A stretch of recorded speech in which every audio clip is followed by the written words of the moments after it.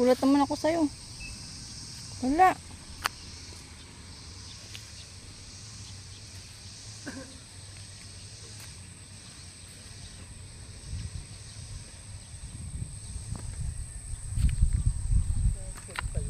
Baka yung nag-collapse na.